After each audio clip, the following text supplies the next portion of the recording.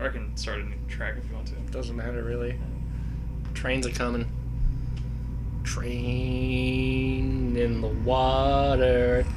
Wade in the water. I don't remember how the rest of that slave song goes. Slave tune. That slave jam. Slave chanty.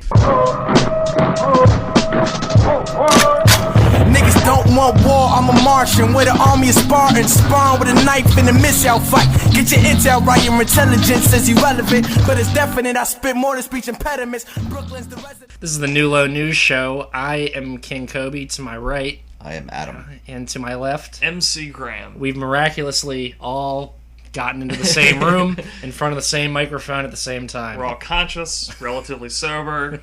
It's pretty unbelievable. Yeah. Unprecedented, I think.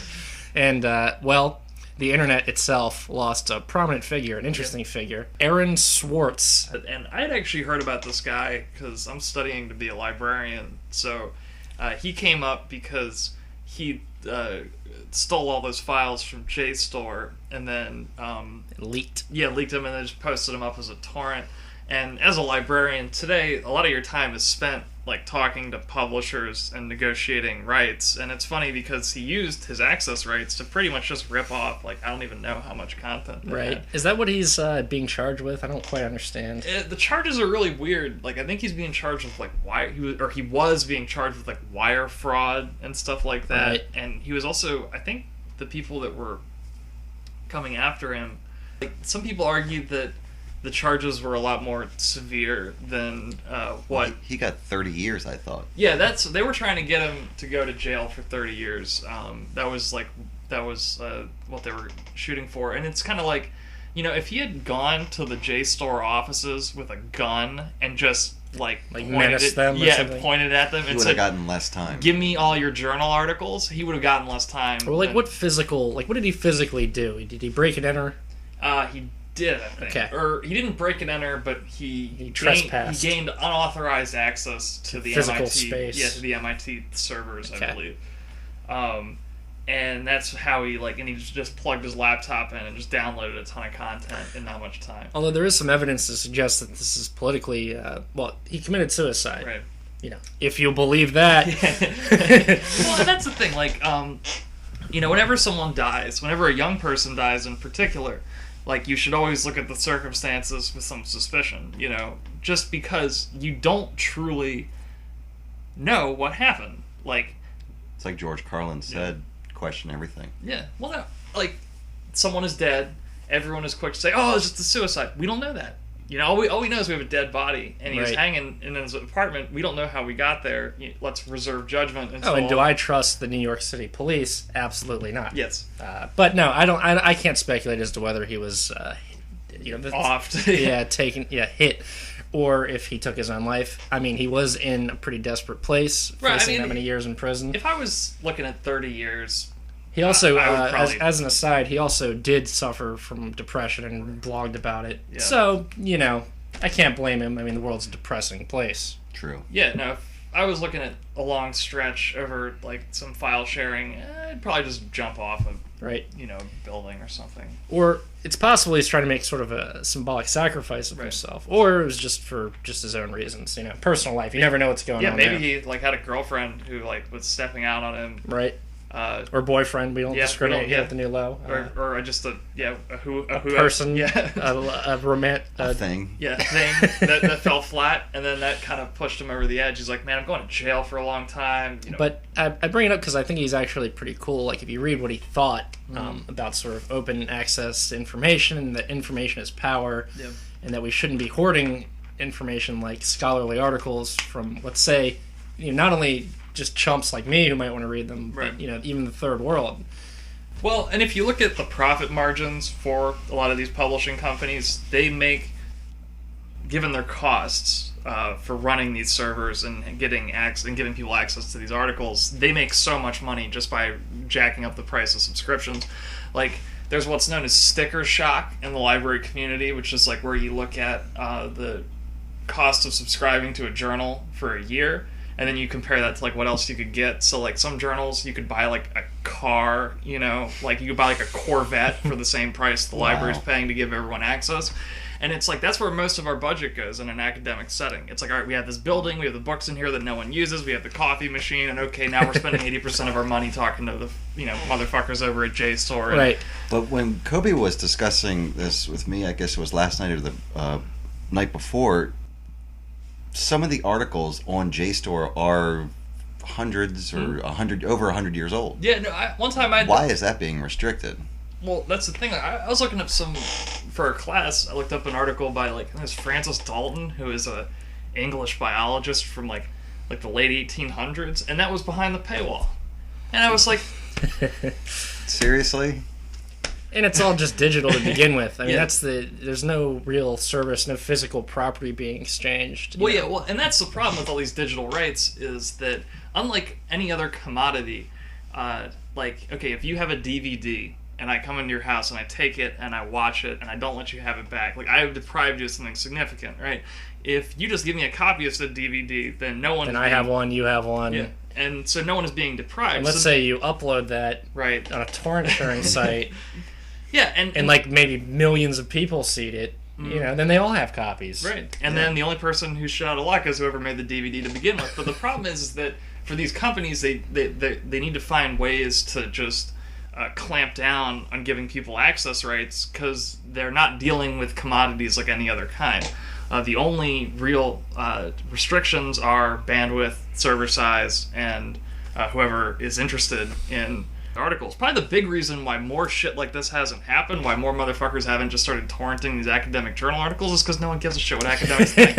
You know? That's what I was thinking. He was in a position to be interested enough and feel that it was his place to do that. It's like, I think what he did is fine too, but I just wouldn't give a shit enough to do it. Yeah, like, you know? Have you downloaded and looked through his treasure trove? Oh, I have not. Yeah. I've looked at one blog post that he had, and I decided he was pretty cool, and I wanted to talk about him. Yeah. But no, like, I think some universities right now, like especially ones with tons of money, like Harvard and MIT, are making a lot of their content open access. Like even at MIT, for example, like they have classes online, just like they have like video recordings of the lectures, and you can just watch them for free as a private citizen.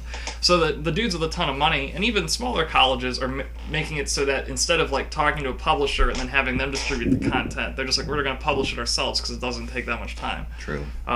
So the question is that sort of movement toward open access, is that going to overtake? I think it's inevitable. Right. But then there are going to be these publishing companies that are trying to hold on as long as they possibly can. Right.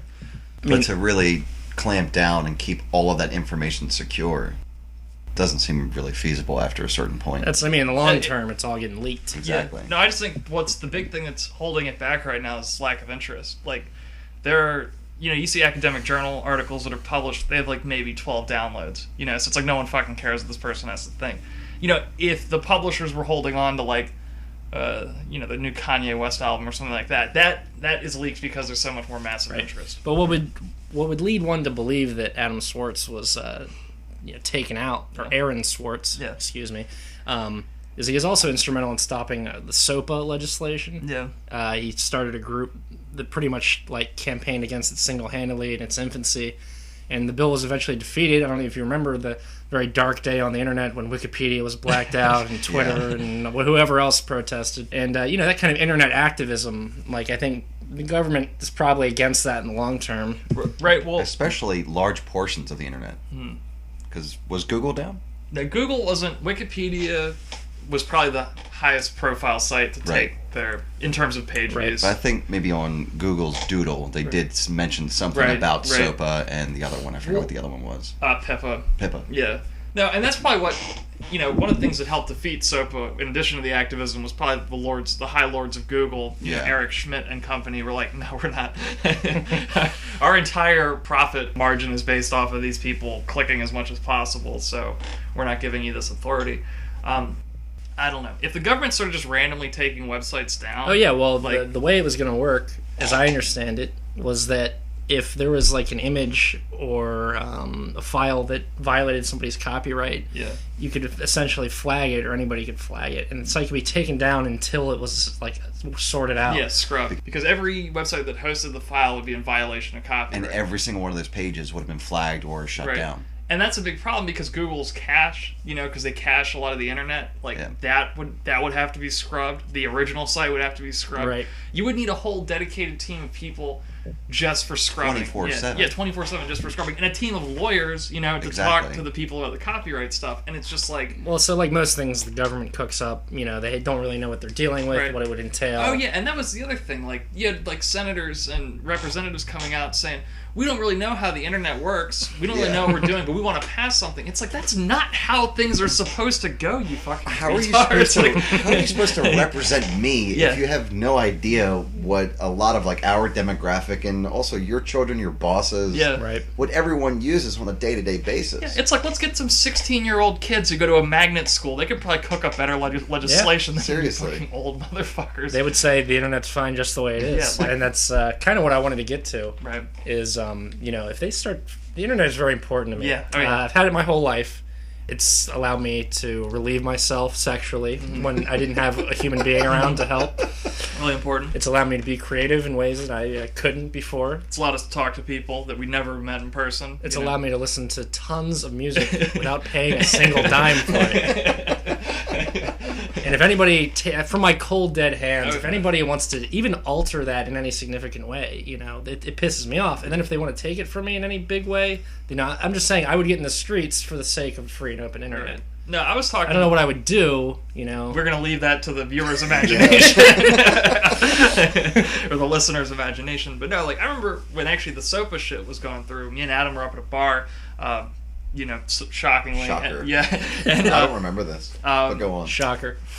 Yeah, we were up by your place, and I was sitting there, and I was sipping my beer, and I said, if they pass this, the Congress is invalid. Like their whole they know social contract. Social contract is over. They have no authority anymore. It was that near and dear to my heart, and it still is. And Aaron Swartz is a martyr to that cause. Right. Whether he's at least representative of the forces of good and open internet. It's like we've been content with losing, and half our students falling victim to the institution. Because I thought when I was in school, I thought that hey, why don't you just give me a test to see if I know the shit you're talking about? Because this isn't very hard, and you've dumbed down the curriculum because you need to pad the numbers and make a bunch waste of everybody's time. Yeah, waste everyone's time and make sure all the slow Principal kids gets bonus, extra grant money. Right, exactly. So it's hey, just give me a test to see if I know the shit. I pass it, I move on. Right.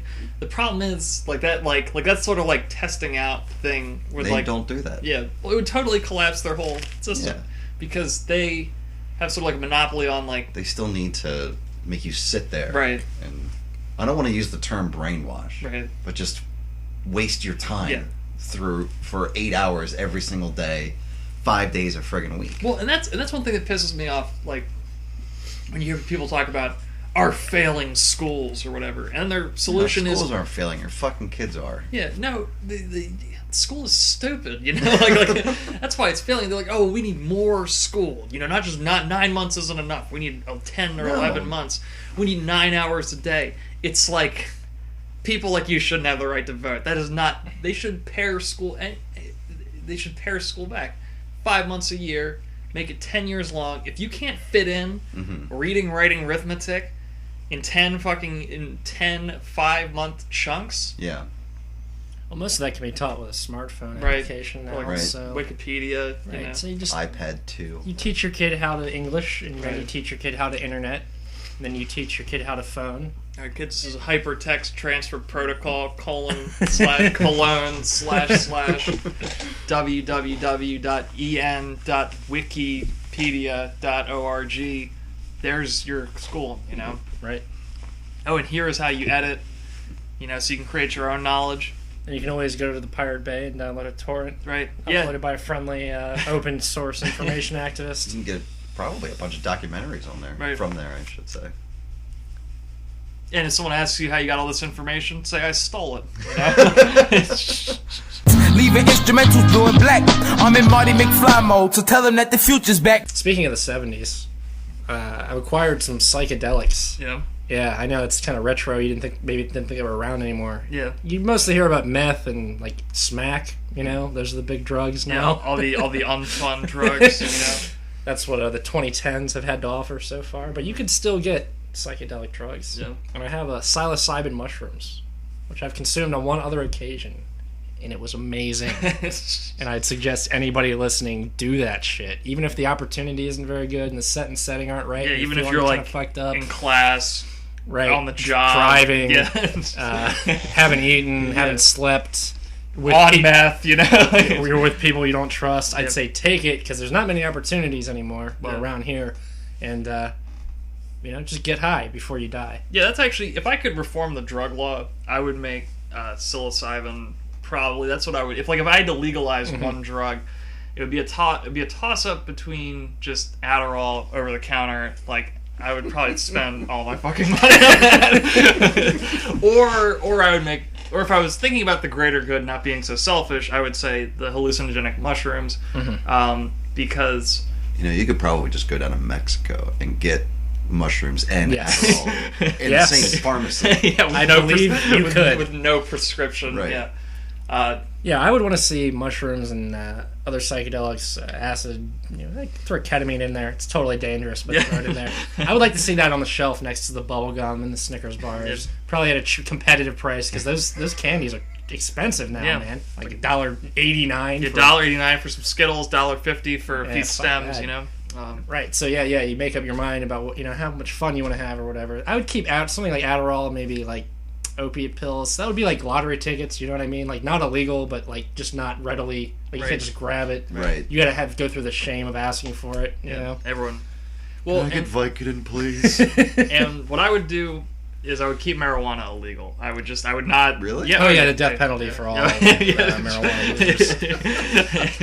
I don't want any reefer madness in my society. Like we hallucinogens have been proven historically to open people's consciousness and make them more loving and caring and insightful.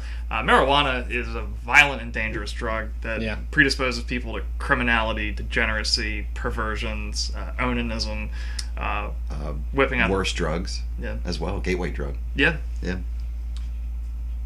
That's what I was told when I was in elementary school. So, have you guys heard of this program called D.A.R.E? Yeah, I've heard of it. And I forget what it's called. I forget what it stands for, I should say. Drug abuse resistance education, maybe? Your guess is as good as mine. I think it's meant like something like... It didn't work. It meant something like dare to do drugs or something. I don't know. It had all these lists of like, what drugs do and where you should take them. And I might have even taken the psilocybin right now. This is radio. I might be taking it at this very moment. You don't know what we're doing. We're all naked. Y'all collect pesos, y'all money ain't right here. I got them girls next to the wood like they like it. I'm right here. So I was using internet. Okay. The other day, actually. Right. And I was on this one website. Okay. It was called, let's see, what the fuck was it?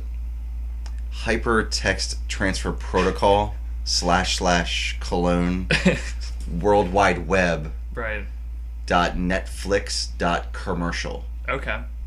I think com is for short. Right. Was there a slash at the end of com? Was it cum or com? Because it's commercial, so cum. Com. .com. Okay. Sometimes you don't enter the last slash, but Adam, you can condense that. You don't need to say the hypertext transfer protocol every time. But no one's going to know what I'm talking about. So, for short, you're on Netflix, right? Yeah, I was on Netflix. What's that short for? Internet flicks. And then what's flicks short for? Movies. Internet movies. Yes. Okay, so that's what I think. Looking through the internet movies. Yes, I was using internet to watch movies on internet movies. Okay. Yes. So I couldn't sleep the other night, and so I decided to just add a bunch of movies and documentaries and shows to my instant queue. Right. And I will tell you this, I am not a good judge of movies. I am not a critic. I enjoy most of what I see. I can vouch that Adam likes movies that are bad. Yeah. We can just say it. We can say it, yeah. Just horrible fucking movies I just tend to enjoy. Well, you like good movies, too. So I do like good movies. You like all flicks. I like most flicks, exactly. But I'll just read the synopsis of Treasure Planet, all right? When a space galleon cabin boy discovers a map to an intergalactic treasure trove, a cyborg cook teaches him to battle supernovas and space storms. I'm so jealous of that kid. How fucking awesome does this movie sound? This is the best fucking thing ever. I haven't watched it yet, but to me, this is fucking gold. It's also in, I see the language is Spanish, so... I didn't get that far. I don't know why the synopsis would be, I mean, I guess because you're on the English internet flicks. Right. It came out in 2002, so what was it, Treasure Planet? Yeah, Treasure Planet is endorsed by the New Low, although we have not seen it. And don't speak the language, but we're sure it's awesome. And all about space travel. I'm sure it's Loco. Yeah. El Loco. Here's another one that I think this is just pretty fucking funny. I was kind of curious about it because Christian Bale stars in this movie. Oh, I've seen this one. Equilibrium. Yeah. In a dystopian future, a totalitarian regime maintains peace by subduing the populace with a drug, and displays of emotion are punishable by death. So, what is that called? America 2013, 2014? See, this is why, like, my old phone had incognito mode. Right. Yeah, so it would not save any cache, cookies, or browser history. Okay, I need to. So in case your mom, honestly, if girlfriend... you're still using Mozilla, I swear to God, this is for anybody out there. If you need to not worry about actually deleting your temporary internet files and shit like that, just click on Tools, go down to Start Private Browsing. Right. You know what saves lives and marriages. You know what's probably the funniest, one of the funniest exchanges you can have these days is when you're on your computer and someone comes up, maybe a girl, hey, can I borrow that? And you freeze up, right? Like, I have to watch every single thing that you do. Right? No, because I was like, I was in class and there was this girl who was kind of like a Luddite and she would never bring like her laptop or anything. Yeah. So I'd just be, and I never paid attention in class, so I'd just mostly be on Facebook talking to John. And, but she would need to look something up. She's like, hey, can I borrow your computer? And I had to think, like, last night, did I fucking clear the history? I really don't. It's like then you're actually forced to remember all the shit that you hoped you would forget. Right, exactly. Yeah, no, I need to bring up all the bad memories and the shame and the... Or you could just hand it to her, just, that's who I am. Yeah, just like pull out a fucking, tall boy, crack it open, like, this is me, all that shit you're looking at, that's me too. Which reminds me of something, Graham, that you said you were quite afraid of, which is that, we use all the social networking sites, websites, like, I can't remember what it is. What's HTTP? Hypertext Transfer Protocol, yeah. Like hypertext transfer protocol / facebook.com. Right. And then also, what is HTTP? Hypertext Transfer Protocol. Hypertext transfer protocol / twitter.com. Right. So yeah, I'm on both of those. And I forgot what I was going to say about it. Oh no! Well, my big fear is that. Oh yes, that dirty stuff that you look at will somehow inadvertently get shared on these social networks. Right, exactly. Yeah. Well, a lot of pornographic websites these days have implemented social media buttons, and I'm like, what are you doing? Because I'm looking at it on my phone, and it's like very small screen. Yeah. What if you fat finger Twitter? That's the thing, you're fucked, you've been made, Jig is up. I've always been kind of curious because for Facebook's kind of pretty strict no pornography policy, how long would that link even stay live? Probably not. Not very long. Probably, it might not even be able to get posted. That's what I would think. Actually, an associate of the show, and this will clue you into the quality of people we hang out with, posted a photo of him drunk. He didn't have a shirt on, and he was pushing his pants down to the point where you could see like his pubic hair. Right. Oh, I remember who this was. Right. I don't remember that. Yeah. You know, he's a good friend of mine. But yeah, and he looked kind of out of it or whatever. And it stayed up for a while, and people were just commenting like, "WTF? Like, can you do this?" And I was like, yeah, why not? Yeah, right? Just a dude's nips and pubes. Like, is that porn? Is that nudity really? No. Like, well, he actually did put up a censored copy. I forgot about that. There was the bar like that covered his pubes. But see, I would say it's always funny where people draw the line. You know what I mean? Mm-hmm. Like women's nipples, total smut. You know, men's nipples, fine. And then it's like with dudes, it's like pubes is too much. They decided on Facebook. Other places you could probably get away with it. What if as soon as you can see the top of the shaft, that's not cool. You know. Well, it's like if he's shaved, how could you even tell? Exactly. Right? 6 million ways to die, my nigga, choose one. Doomsday come and start investing in a few guns. You know when you get in fights with strangers on Facebook? I mean, I know you do it. Graham got an interesting one. I was called a racist on Facebook the other day, and it really was it just out of nowhere? Somebody's like, "You racist."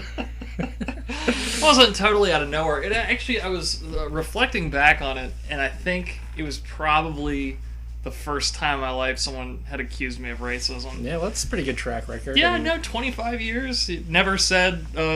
Never did something borderline enough for people to, you know... Well, that's the thing. I kind of have for a while, and now it upsets me because it makes me feel like people aren't listening, you know? Like, cause, they're paying close attention. Because if they were, they would realize I've been, offending a lot of people, tended to offend a lot of people for a very long time. I guess I'm just not doing it well. No. Too much of a softie. For the record, all the members of the NULA are neither racists nor anti-racists. Yes. But we don't have a dog in that particular whatever clusterfuck fight is going on.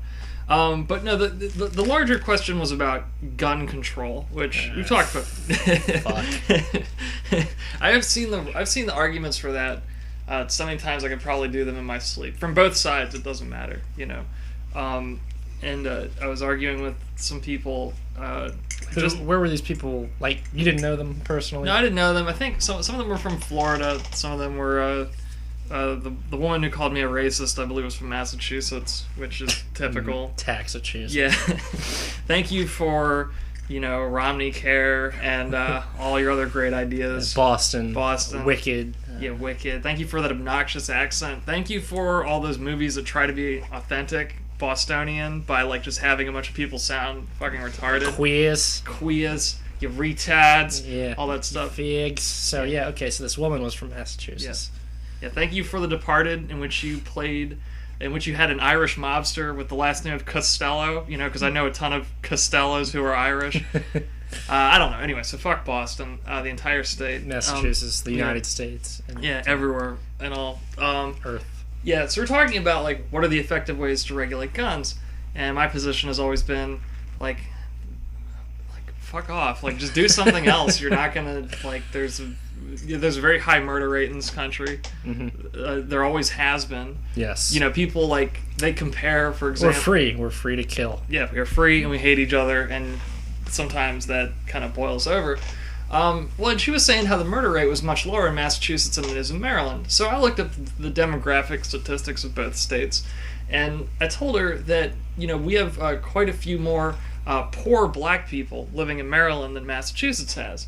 And whether you like it or not, the presence of such individuals is highly correlated with a higher murder rate. Right. I think it's a simple empirical fact. It's borne out all across the country. It's nothing personal against black people. It's just how it happens, right?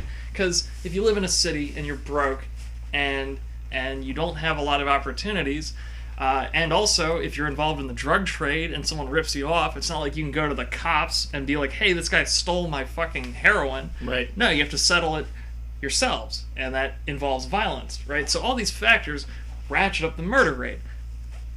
You can interpret this any way you want, right? But you can't deny reality. And so I was saying this is maybe a reason why Maryland has a higher murder rate than Massachusetts, and it doesn't probably have much to do about gun control, particularly rifle control. And she was like, well, I don't want to argue with the racist. You're just a Confederate who wants to hold on to his guns. I'm like, I'm not a Confederate. My family fought for the Union. I don't own any guns, right? And I don't hate anyone. I'm just talking, right? Well, you hated her then. Yeah, I hated her then and now. I continued to my hate grew as I thought, because I was like, look, calling someone a racist is a very serious accusation, right? And I find it pretty funny because I guarantee that I have seen and interacted with more black people in a year than she probably has in her entire life, you know? So Massachusetts. Right, no, exactly, Massachusetts. What right does anyone from Massachusetts have to comment on anything, right? like But about gun control more generally.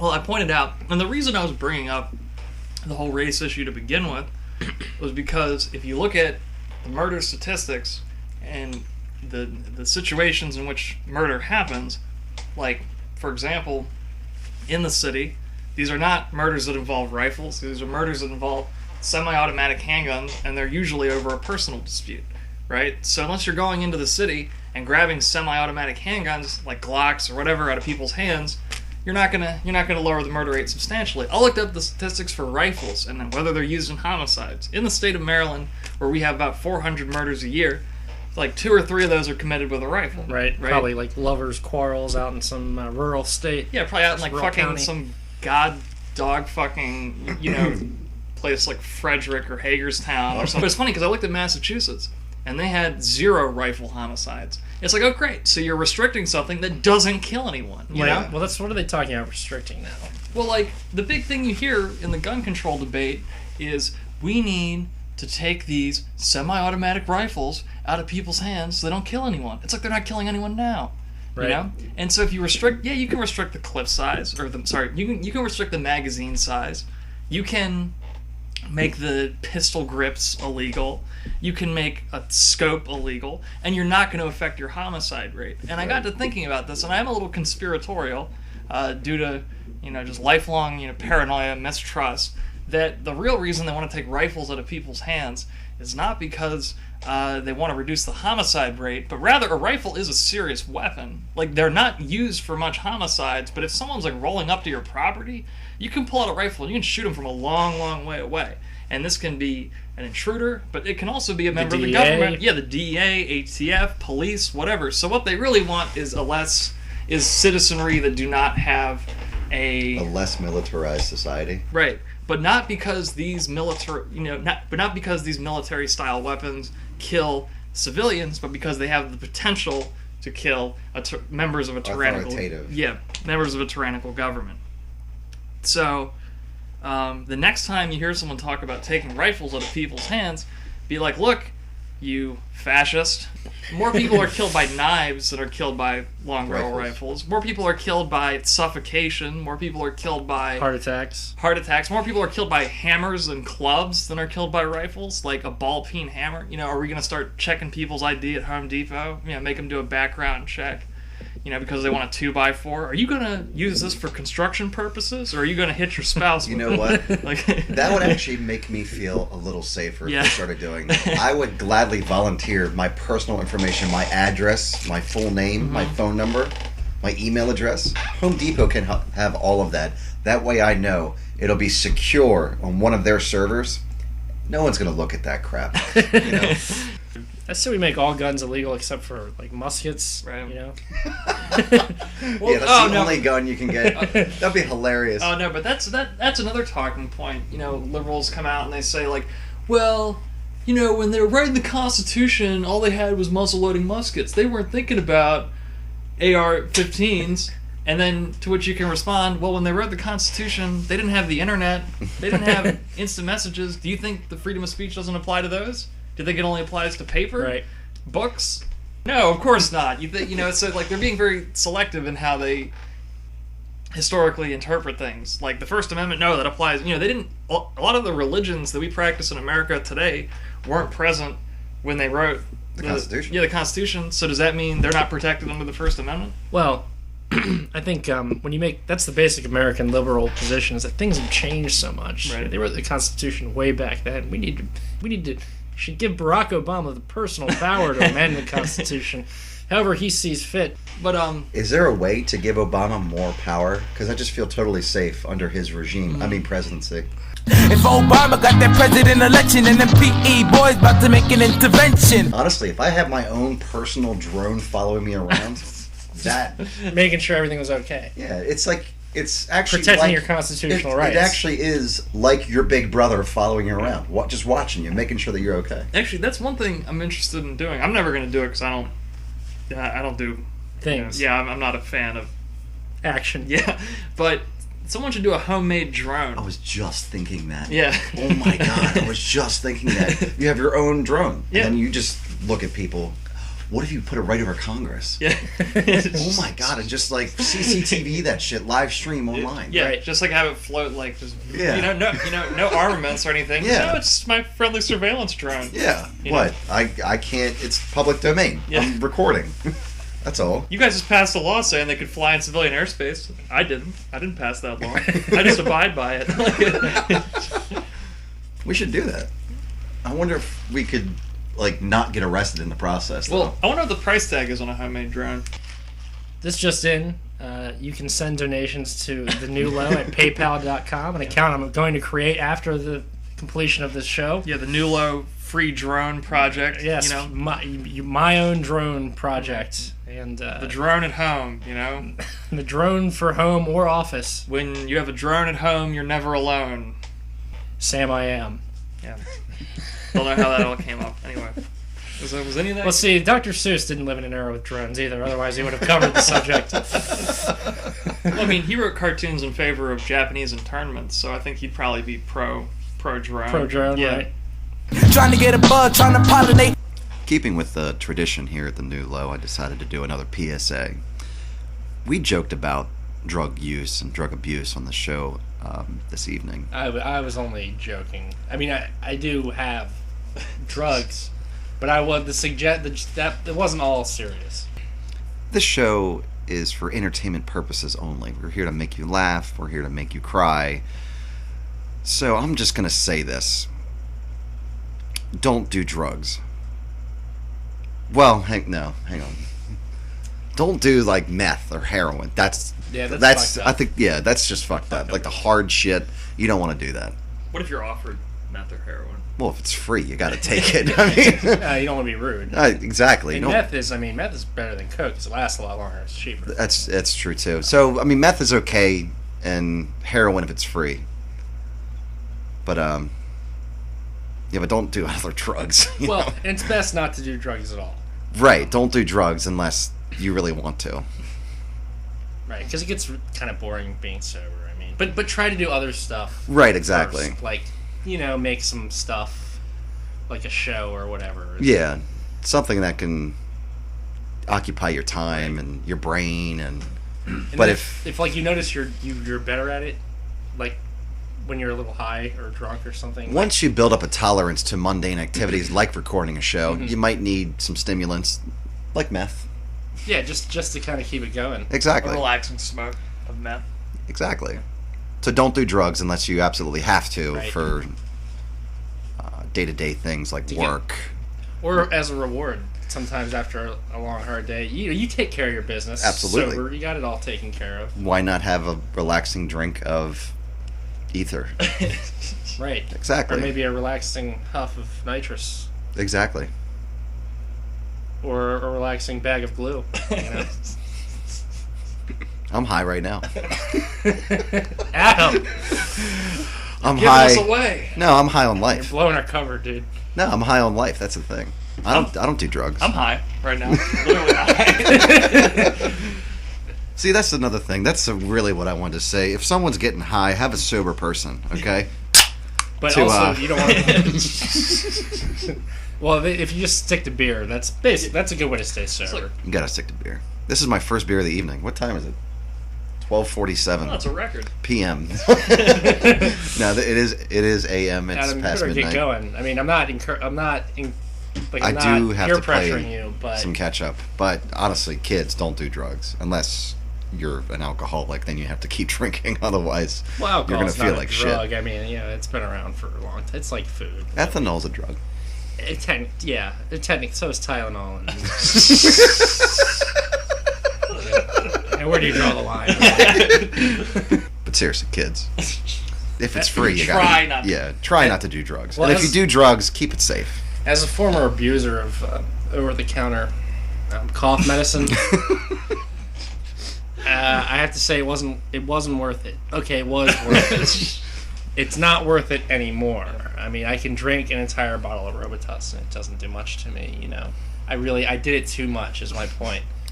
So if you're gonna do that particular drug, first don't. You want to keep your tolerance low for as long as possible, right? But then don't do it too much. You know what I mean? Like every other day, that was too much.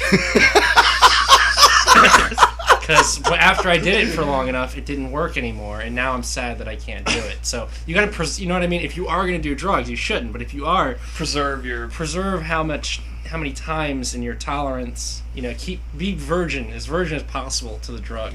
You know, so that way you get more of it. You know, just more of a hit you need, like just to. You know what I mean? Like you've had a really bad day. You're not where you want to be in life. You're not happy with anything. You need a good drug to just knock that all out. You know what I mean? Right. So moderation. That's what we want to tell them, right? Sort of, yeah. Okay. Well, actually, I think kids don't do drugs, but less often. Yeah. Right. So like binging. Yeah. That's good. Yeah. Okay. Don't do drugs unless you're going to binge. I think that's the good PSA here. Right. Yeah, go big or go home. Absolutely. So what you should do, honestly, if you ever offered meth, coke, heroin, mushrooms, marijuana, do it all in one big bunch, and have the buddy system. All right, you have to have one person only on 2 to 3 of those things while you're on 5 of those things. Right. That way you guys can balance each other out. At least half as much stuff as you in the room. Exactly. So that way one of you can get fucked up, and then the next night, because it's still a binge, that other person can do everything else, and you'll be the more sober one. And if something goes wrong, or you get to drive to the hospital or something, you can say, who's the least fucked up? Exactly. Then there's no question about who's the least fucked up, because if everybody's fucked up, you start having arguments about who's more fucked up. I'm more sober than you. Fist fights, and it's a whole, that's no good. Actually, there's this other game you could try to do if you really need someone to drive to the fucking hospital. Pick the most fucked up person, and then force them to drive. I mean, they need to go to the hospital. Shouldn't they drive everybody? Right. Take some goddamn personal responsibility. Exactly. And I've always just said this. If you're too fucked up to drive, just don't drive. So if someone's getting sick and going into a coma, blacking out and everything, just let them sleep it off. Oh, and if you do find yourself driving drunk, maybe you're by yourself and you just, you could call a cab, but it would be really expensive, and you're trying to save your money for booze. What you want to do is drive drunk, right?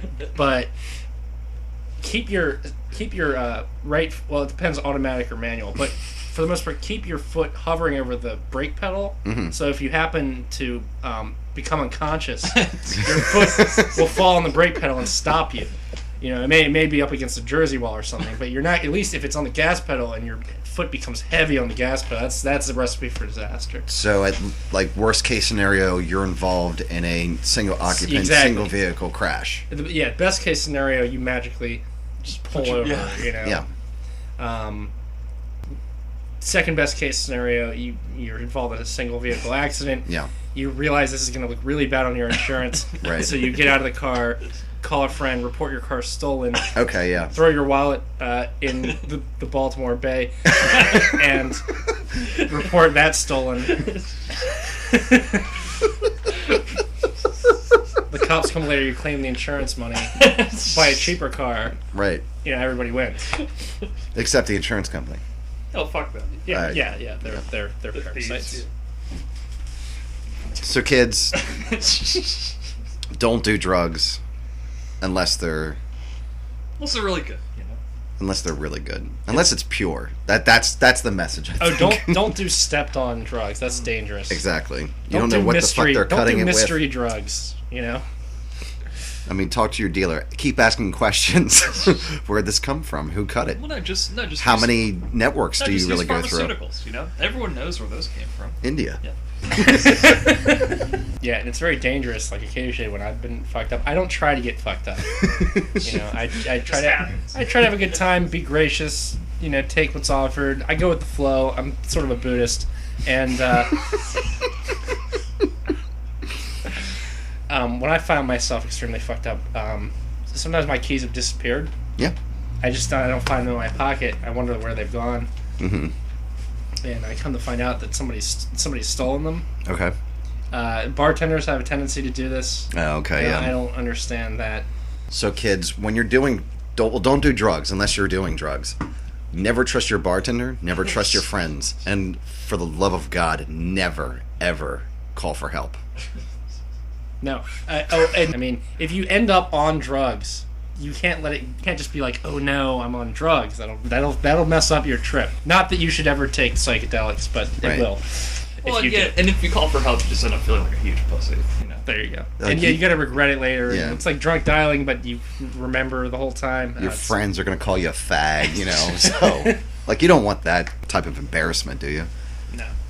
So, I'm just saying, kids, don't do drugs unless you want to feel good about yourself and just physically and mentally.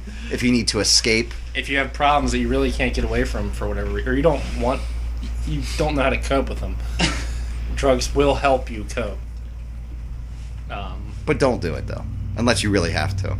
No, you should deal with your problems with drugs.